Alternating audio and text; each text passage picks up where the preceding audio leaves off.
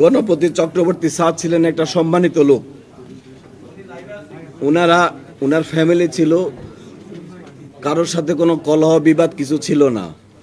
তো পার্শ্ববর্তী যে বাসাটা উনি এখানে বাড়ি করেছেন, পার্শ্ববর্তী বাসার উপর দিয়ে দুজন খুনি, তাদের নাম মুগ্ধ দাস, আরেকজনের নাম সিদ্ধার্থ। মুগ্ধ দাস এবং সিদ্ধার্থ পাশের বিল্ডিং এর উপর দিয়ে ওনাদের ছাদে আসে। ছাদে এসে, এটা বৃহস্পতিবার দিবাগত শেষ রাতে, তারা দুজন সম্পর্কে মামাতো ভাই। ছাদে এসে ওই ছাদে বসে তারা নেশা করে, ইয়াবা সেবন করে। ইয়াবা সেবন করাকালীন গণপতি স্যার, আমাদের ভিকটিম গণপতি চক্রবর্তী স্যার, যখন উপরে সাউন্ড শুনে তিনি উপরে যান। খালি গায়ে ছিলেন, কাঁধে একটা গামছা ছিল। তিনি ওদেরকে ওনার ছাদে বসে আড্ডা দেওয়ার ব্যাপারে জিজ্ঞাসা করলে, চ্যালেঞ্জ করলে, ওই দুইজন খুনি, তারা যেটা আমি কথা বলেছি আসামিদের সাথে, আসামিরা তাদের পরিচয় প্রকাশ না করার জন্য, সমাজে তাদের যেন পরিচয় প্রকাশ না হয়ে যায়, তাৎক্ষণিকভাবে ওই স্যারের গলায় যে গামছাটা ছিল সেই গামছা দিয়ে পেঁচিয়ে উনাকে সেখানে হত্যা করেন। গণপতি চক্রবর্তী স্যার যখন স্যারকে খুন করা হচ্ছে, তখন উনি বাঁচার জন্য আপ্রাণ চেষ্টা করে এবং কিছু শব্দ হয়।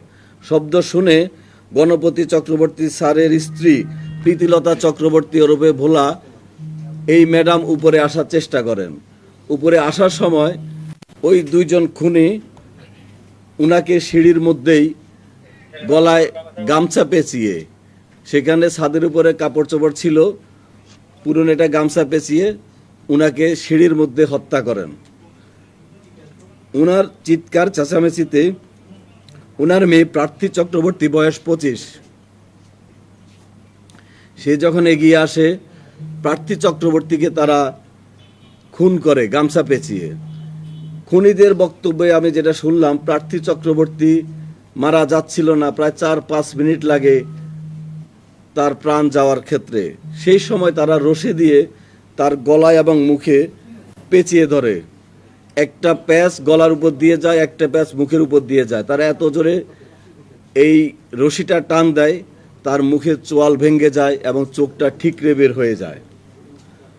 উনাকে মারার পরে খুনিদ্বয় চিন্তা করলো এই নিচে যায়। নিচে যাওয়ার পরে ছোট ছেলেটা, যার কথা বললে আমি আবেগপ্রবণ হয়ে যাই, রংপুর জেলা স্কুলের 5ম শ্রেণীর ছাত্র প্রিয়ম,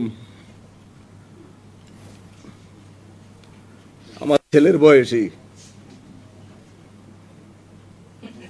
সেই প্রিয়মকে তারা গলায় কাপড় পেঁচিয়ে হত্যা করে এবং এক পর্যায়ে একটা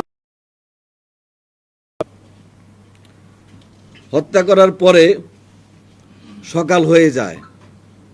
এরপরে তারা ওই বাসায়, ছোট ছেলেটা যে রুমে ছিল সেই রুমের বাথরুমে গোসল করে। প্রথমে সিদ্ধার্থ গোসল করে, সিদ্ধার্থ বের হওয়ার পরে মুগ্ধ গোসল করে। গোসল করার পরে তাদের ডাইনিং টেবিলে বসে তারা খেজুর খায়। সেখানে একটা বইমে খেজুর ছিল। খেজুর খাওয়ার পরে তাদের কাছে একটা পিস ইয়াবা ছিল। সেই ইয়াবা তাদের ডাইনিং টেবিলে বসে সেবন করে এবং ইয়াবার আলামত আমরা পেয়েছি।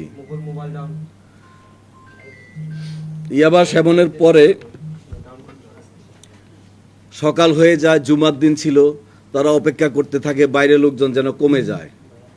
যখন জুমার নামাজের সময় হয়, তখন তারা, মুসল্লিরা নামাজে ব্যস্ত ছিল, রাস্তাঘাট ফাঁকা ছিল, দুইজন বাসার থেকে বের হয়ে সাথে লুট করে নিয়ে যায়। এর মধ্যে সিদ্ধার্থ, সে একটা স্বর্ণের দোকানের কারিগর, পিকে পাল জুয়েলার্সে 8 বছর যাবৎ স্বর্ণের কাজ করে। কাজে সে কোনটা স্বর্ণ কোনটা ইমিটেশন সে চিনে এবং একটা চুড়ি সে আগুন দিয়ে পরীক্ষা করে। আমরা যখন কালকে আলামতটা পেলাম যে একটা চুড়িকে স্বর্ণের চুড়ি কিনা পরীক্ষা করার জন্য আগুন দিয়ে টেস্ট করা হয়েছিল, তখন আমরা অনুমান করেছিলাম স্বর্ণের কাজে অভিজ্ঞ হয়তো কেউ থাকতে পারে। তা আমাদের সেই অনুমানটা সঠিক হয়, সিদ্ধার্থ স্বর্ণের কাজে অভিজ্ঞ। তারপরে তারা এই ঘটনাকে ডাকাতি বলে যেন পুলিশ মনে করে, সেজন্য তারা ইচ্ছাকৃতভাবে জিনিসপত্র এলোমেলো করে, অর্থাৎ তদন্তকে ভিন্ন খাতে প্রবাহিত করার জন্য ইচ্ছাকৃতভাবে এটা করে। দুপুরের দিকে তারা এখান থেকে বের হয়ে যায়। বের হয়ে যাওয়ার আগে সেই বাসায় 2টা ফোন ছিল, ফোনগুলো তারা ডিটারজেন্ট দিয়ে বালতিতে ভিজিয়ে রাখে, ফোনে যেন কোনো ফিঙ্গারপ্রিন্ট না থাকে। তারা বলেছে তাদের স্বীকারোক্তি অনুযায়ী ফিঙ্গারপ্রিন্ট যেন না থাকে, সেই উদ্দেশ্যে তারা এটা পানিতে ভিজিয়ে রাখে।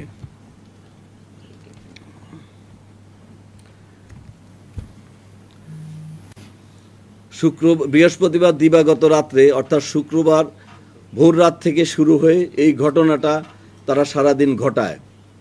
তারপরে তারা যাওয়ার সময় এই যে আমরা কিছু স্বর্ণ অলংকার ওদের দেখানো মতো উদ্ধার করেছি, এগুলো তারা নিয়ে যায়।